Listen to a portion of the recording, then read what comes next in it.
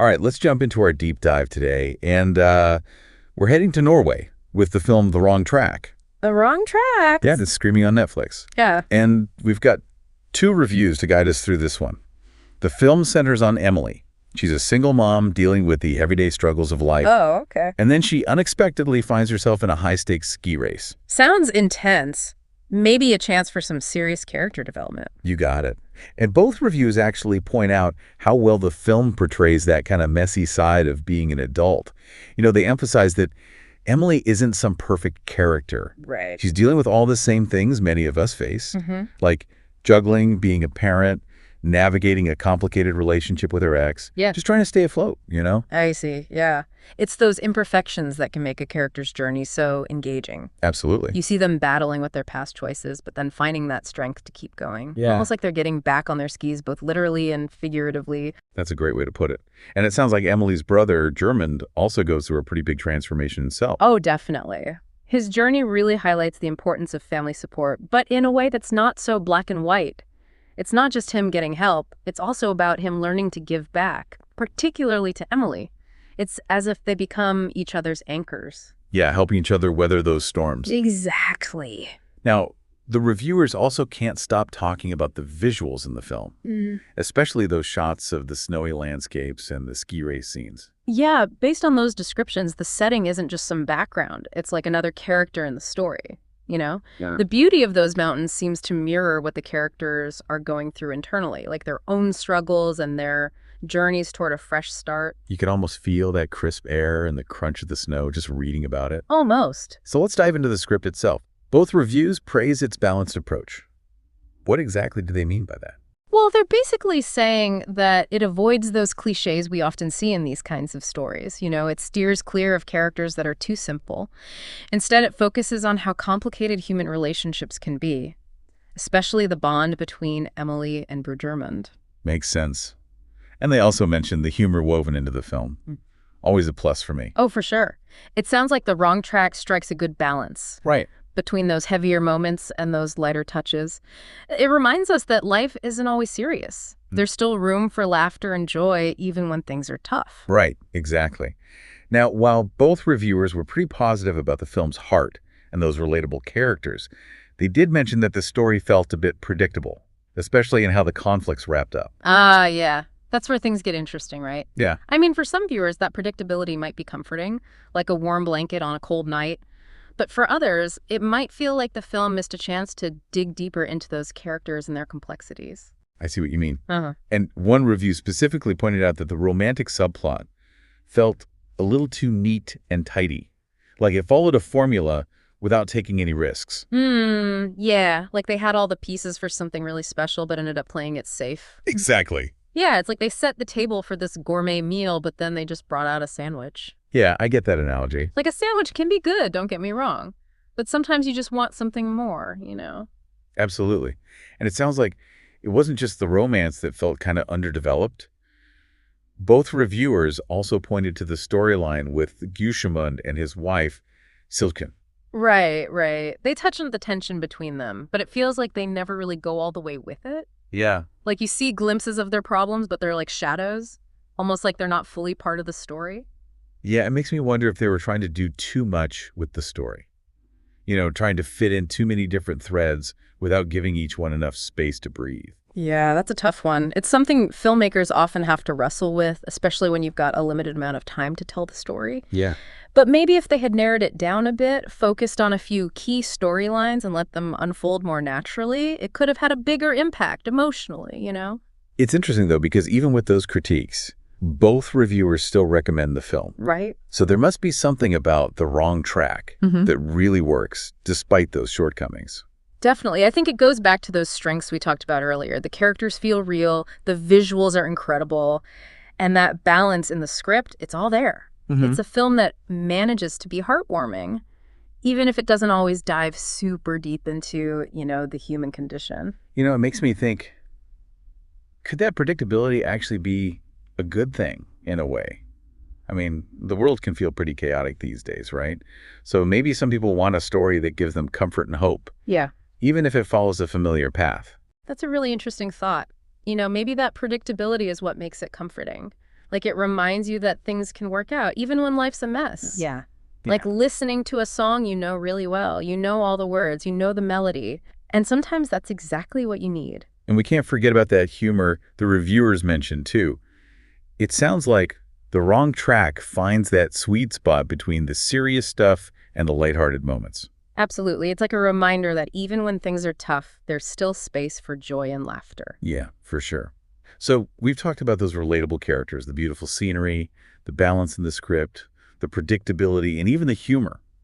So what's the takeaway for someone who's thinking about watching The Wrong Track? Well, if we zoom out a bit, it sounds like The Wrong Track is a film that offers an escape that's both cozy and engaging. Okay. It acknowledges the challenges of adulthood, but doesn't dwell on the negative stuff. It's like it's telling us it's okay to mess up, to make mistakes, and to lean on those around us when we need help. Yeah, because life can be like navigating a winding path, right? And sometimes that's exactly what you need from a film. A reminder that you're not alone in your struggles, that beauty can exist even in imperfection, and that ultimately things tend to work out, even if the journey's a bit bumpy. Right on? It's about embracing those unexpected turns and finding those moments of grace, even when you find yourself, well, on the wrong track. Yeah, and that brings me to something else both reviewers mentioned. They said that the film played it safe, opting for a feel-good ending that felt a bit predictable. Yeah, they seem to think it could have gone a little deeper.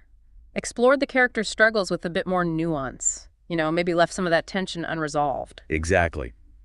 While a happy ending is nice and all, I can't help but wonder, what if they had taken a bigger risk? What if they'd gone for a different kind of ending? Something that challenged the audience a bit more, even if it meant straying from that typical feel-good formula. Yeah, exactly. It makes you think, doesn't it? Would a less predictable ending have stuck with viewers longer? Maybe. But then the question becomes, would that kind of ending have turned some viewers off? It's a tough balance, right? Comforting the audience versus making them think. That's a great point. It really shows the kind of decisions filmmakers have to make. Do you aim for that feel-good vibe that appeals to a lot of people? Or do you go for something riskier, something that might not be as popular but makes people think more deeply? And there's no right answer, really. It comes down to what each person values in a film. Some people just want to escape for a while, feel good, Others want to be challenged to have something to chew on after the movie's over. Right, and that's what's so cool about art. It gets people talking. It makes us look at things from different angles. Yeah. It's not about being right or wrong. It's about exploring those different viewpoints and appreciating the nuances. Absolutely. It's about recognizing that a film can be both entertaining and thought-provoking. You can have those moments of pure joy and laughter, but also have those deeper themes that make you reflect. So before you dive into The Wrong Track, keep an open mind, embrace the ups and downs, the humor, and maybe even think about those paths not taken. Would a different ending have resonated more with you? Would it have changed how you saw the characters? Those are great questions to think about, and the answers will probably be different for everyone.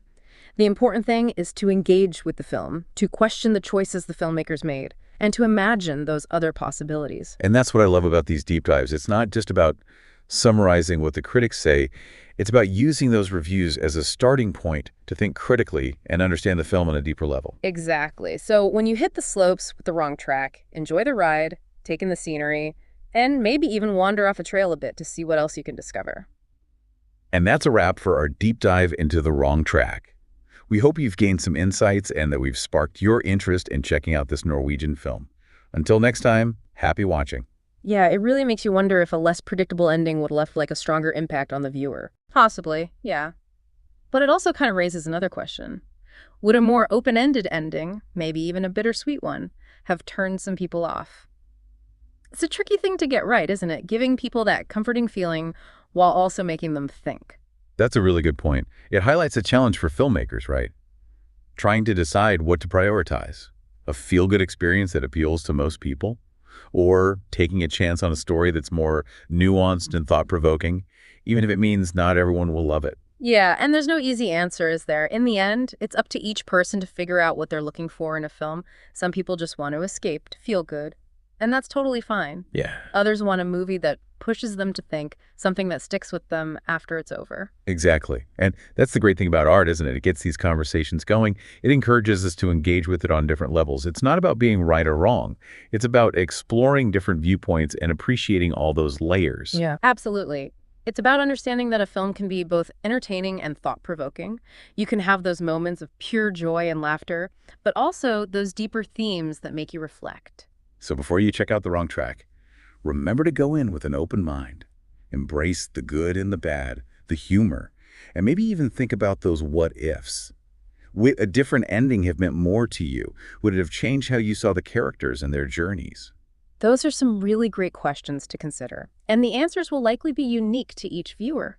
The most important thing is to really engage with the film, to think about the choices the filmmakers made, and to imagine those alternative paths the story could have taken. And that's why I enjoy these deep dives so much. It's not just about repeating what the critics say. It's about using their insights as a jumping-off point to think critically and really understand the film. Exactly. So when you hit the slopes with The Wrong Track, be sure to enjoy the ride, take in the beautiful scenery, and maybe even venture off the beaten path a little, see what you can discover. And that brings our deep dive into The Wrong Track to a close.